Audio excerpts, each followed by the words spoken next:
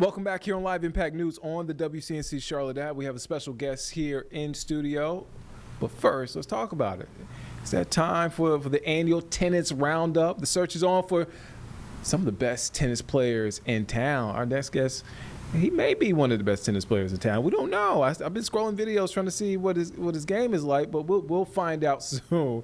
But anyway, we're talking about the 8th annual Charlotte Amateur Tennis Championships happening September 10th through the 13th. And here to talk about it, organizer and Charlotte City Councilman Malcolm Graham. How are you doing, sir? I am doing great. It's a great day to be in Charlotte, and anytime we're talking tennis, that's my language. That's my love language. Oh, man. When did you become a fan of tennis? I meant to ask you that last time because we were talking about I forgot what we were talking about. We had you in for an interview, you mentioned tennis, but when did you become a fan of tennis?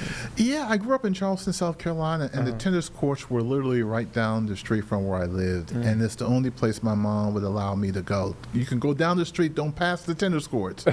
So I would go out there every day, and the guy said, well, you come here every day, you might as well learn how to play. And I started playing tennis by hitting against the wall, and the guys at the public courts took an interest in me and taught me the game, and I accelerated fast at it and started playing junior tournaments throughout South Carolina, going to Fripp Island, Daniels Island, Sullivan's Island, Isles of Palm, playing tennis back in the late 70s, and then was able to get a scholarship to come to Johnson C. Smith University to play.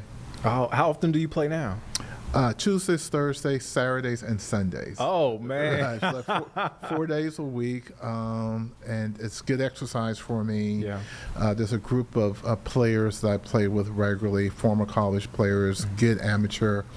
We go to Veterans Park on Central Avenue on Tuesdays and Thursdays, and we're at Dilworth on Saturdays and Sunday. And it's just to get out there and talk a little trash and hit the ball. I love the sweat, right? To get a good sweat in, get work out, and I enjoy the game. What does it do for you, before we get to the championships, what does it do for you mentally? Because, I mean, you do a lot. You're obviously a city council member. You're in the community, and you just have a lot going on over the course of your week. I mean, I just told you I'm like, man, I thought it was Wednesday. And I'm sure, you kind of lose track of what's happening. Right? It relaxes me, right? Yeah. The folks that I play with don't care that I'm a member of council. We don't talk politics. We talk about just, can you please don't double fault, right? I'll get the ball in the court. And it relaxes me. I'm with a good group of men and women that play, and I can focus on just the ball versus all the other stuff that is happening around me, and it gives me the opportunity for at least an hour or two to simply block out the noise. 8 years. This is going to be the 8th year. How did this all come together?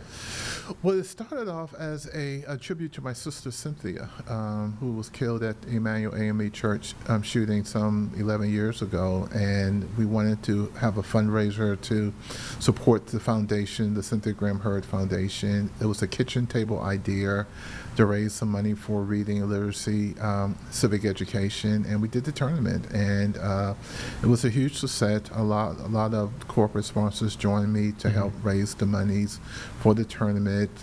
It moved from a kitchen table idea to something a lot bigger and a lot more complicated. And so while it's not affiliated with the foundation anymore, we do support programs dedicated to reading and literacy, Promising Pages, Read Charlotte, South Carolina Reading Academy, obviously the Cynthia Graham Hurd Foundation, all has benefited from the tournament. This year we'll give a check to the Greater Enrichment After School Program. Yeah. And they're bringing the kids out this year. About 60 kids will be doing lessons, and so it grew from that 1 year to year 8. We're expecting about 400 players in total to come out and play on a weekend of tennis here in Charlotte. Are these players, are they mostly from the Charlotte area, mostly from the Carolinas? Where are they coming from? They're mostly local players on the region, as far away as maybe it's Columbia, Rock Hill, Greensboro, Winston, but majority right here in Charlotte.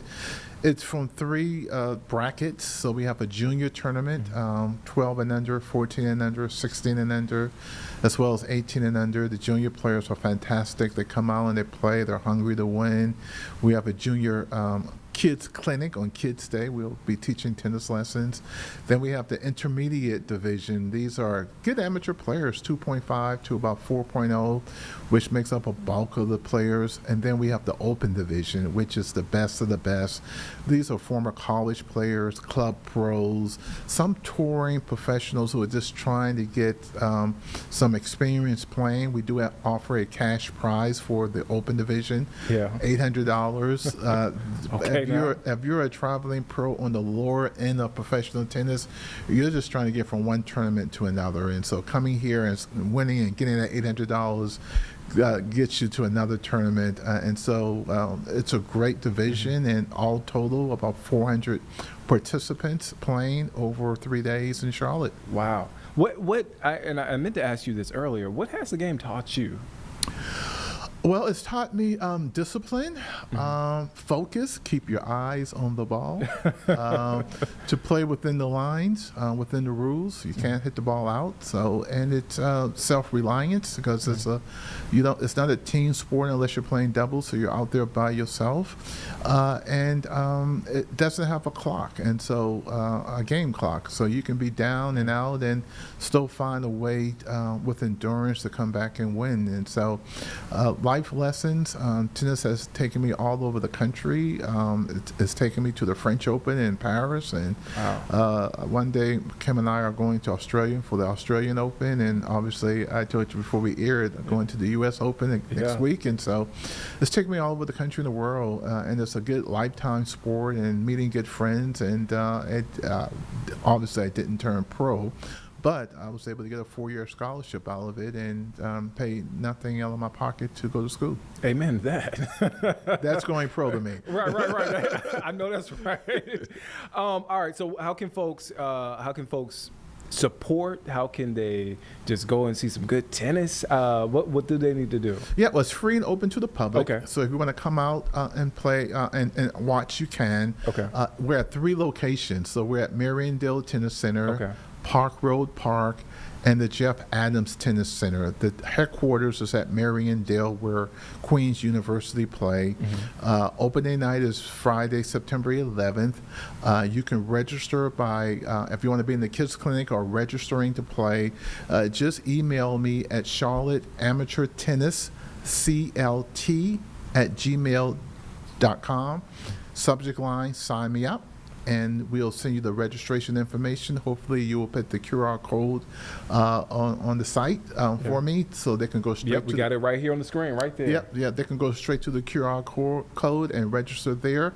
If you have a young kid that's interested in learning how to play tennis, again, from 6 to about 12, just again, email me at charlotteamateurtennisclt@gmail.com. Sign me up, and we'll get the kids registered. We'll have a DJ out there. We'll have music. We'll have pizza for the kids. Queen's University tennis team will help with the instructions, along with North Carolina Tennis.